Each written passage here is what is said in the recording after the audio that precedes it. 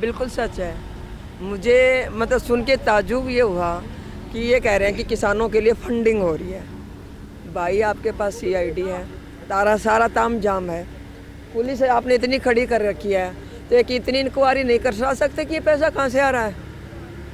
मतलब किसानों को मतलब सजा आपस में भड़का के न फूट डालने की नीयत है, फूट डालने की जो उन्हें करी है, किसानों को बांट रखा पार्टियों की वजह से।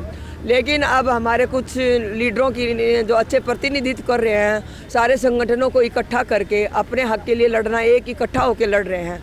मैं कहती हूँ जो संयुक्त मोर्चा बनाना है, हमारा संयुक्त ही साझा चूल्हा भी चला है, उसके ऊपर कहते हैं कि फंडिंग हो रही है।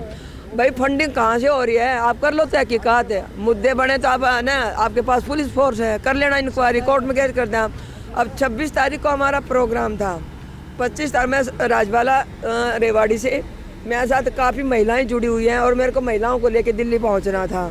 लेकिन मेरे को 25 तारीख को ही सुबह 10 बजे मेरे घर पुलिस पहुंच जाती है और रात को 10 बजे तक मेरे घर बैठी रहती है और ऊपर से मेरे को डरा धमका रही है और आप बरगला रही हो, फलाना है, दिकड़ा है। और रात को 10 बजे मेरे हाथ में पर्चा थमा देती है कि कल सीटीएम में आपकी तारीख है, कि आप 26 तारीख को वहाँ नहीं जाएंगे, आप सीटीएम में तारीख भुगतिए। हमने तारीख भुगती 26 को, 2 तारीख लगाई, हमने 2 की तारीख भुगती, अब मेरे को 28 की तारीख मिली है। लेकिन अब भी मैं सिंधु बॉर्डर भी होके आई हूँ और मैं यहाँ पे भी हूँ। हम डरने वालों में नहीं हैं, क्योंकि सरकार ने जब तक 2014 के इलेक्शन के बाद ये बहुमत में आई, इन्होंने जुमले ही फेंके हैं। नोटबंदी का फेंका, उससे ये हो जाएगा, काला धन खत्म हो जाएगा, नहीं हुआ। जीएसटी लिया है जिससे और बट्ठा बैठ गया। भाई आप किसानों के लिए कोविड-19 के और लेके ये 3 काले कानून लिया है। इन 3 काले कानूनों कहते हैं सबका साथ, सबका विकास, किसानों का विकास। अरे किसानों का विकास होता तो भाई चोरी के छिपे दरवाजे से क्यों लेके आए आप? संगठनों को बुलाते, किसानों को बुलाते, किसान खुले आसमान में खेत में काम करता है, उसके साथ खुले आसमान में चर्चा करते, उनकी सलाह लेते, फिर तुम कानून लाते। अगर उनके फ़ायदे के लिए हैं तो इनसे तो सिर्फ ये इनको जो अंडानी अंबानी इनको फ़ायदा देने के लिए हैं, किसानों के लिए नहीं है। ये बड़े बड़े इनके गोदाम बना देंगे, बड़े बड़े इनके बाज़ार बना देंगे। जैसे कि प्राइवेट स्कूलों के आने से सरकारी स्कूलों का जो हाल हुआ ना, ऐसे ही किसानों का और मतलब इनका हो जाएगा। अनाज मंडी का इनका किसान कहाँ जाएगा? किसान तो दास बना देगा किसानों को। तो छोटे एकड़ के जो किसान हैं वो तो बिल्कुल दास ही बन जाएंगे इनके। और ये दासता की प्रथा है अंडानी अंबानी के लिए जो ये सरकार काम कर रही है। अगर ये किसानों के हित में होते तो आज किसान सड़क पर नहीं होते, अपने घरों में, खेतों में होते। लेकिन हम डरने वाले नहीं, हम झुकने वाले नहीं। जब तक ये 3 कानून सरकार वापस नहीं लेगी, चाहे महीने में ले, चाहे 2 महीने में ले, चाहे 6 महीने में ले, चाहे साल में ले, हम सड़क पर ही रहेंगे। जैसे कि देश की रीढ़ की हड्डी किसान को बोला जाता था, आज की तारीख में क्या किसान देश की रीढ़ की हड्डी है? आज देश की स्थिति ऐसी की हुई है, इन जो है ना ये सरकारें पूंजीपतियों की सरकारें हैं, इन्होंने झूठे जुमले से बात कर करके लोगों को बहलाया फुसलाया है। आज देश की स्थिति ऐसी कर दिया है बिल्कुल जो है ना, जैसे एक जो है ना पिंजरे में जो तोता बंद होता है, जो दे दिया वो खा लिया, जो नहीं दिया तो भूखा रह गया। तो आज है ना हमारे किसानों की आत्मा को जो है ना दबाया और धमकाया जा रहा है कि ये ऊपर ना उभरे और ऐसे के ऐसे नीचे कमज़ोर रहे।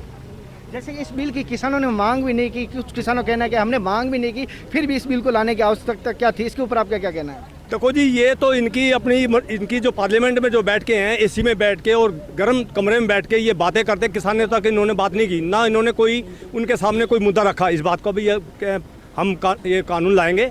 और ये कानून जो ला के रखे हैं ना, ये हमारे देश के हित में नहीं है।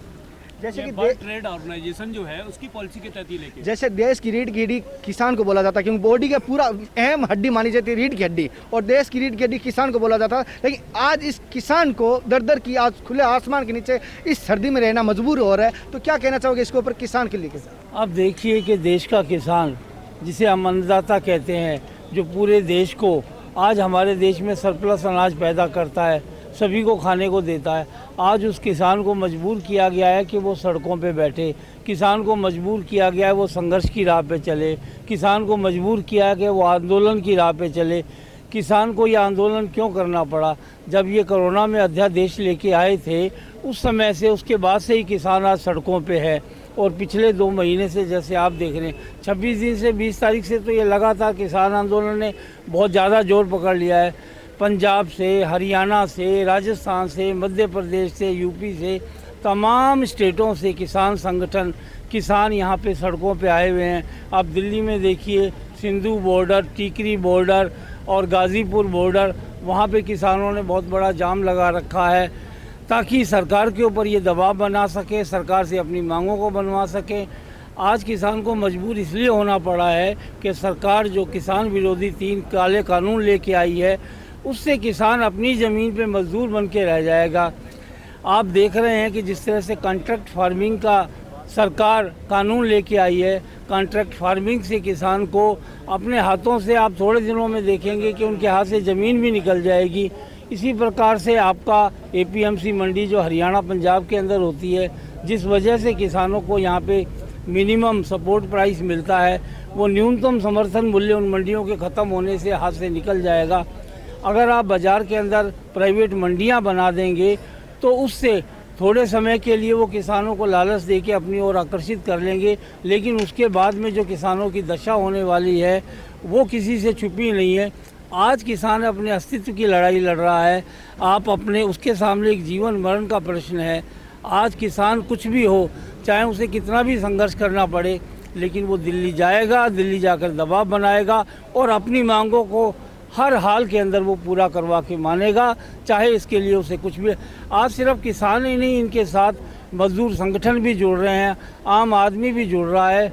तमाम संगठन आके किसानों की मांगों का समर्थन कर रहे हैं, उनके साथ जुड़ रहे हैं, उनको ताकत दे रहे हैं, उनको बल दे रहे हैं। तो आप देखेंगे कि आज नहीं तो कल सरकार को किसानों की बात माननी पड़ेगी और 3 काले कानून जो इन्होंने सरकार ने बनाए हैं उनको रिपील करना पड़ेगा, उनको रद्द करना पड़ेगा, उनको रोल बैक करना पड़ेगा। यही किसानों की मांग है। जैसे किसानों का कहना है कि घर जिंदा जाएंगे तो बिल को कैंसिल करवा के रद्द करवा के जाएंगे, अन्यथा घर जाएंगे भी नहीं, ये सोच के आए हैं। जैसे कि नहीं हुई कि उनसे बात करते हैं। सर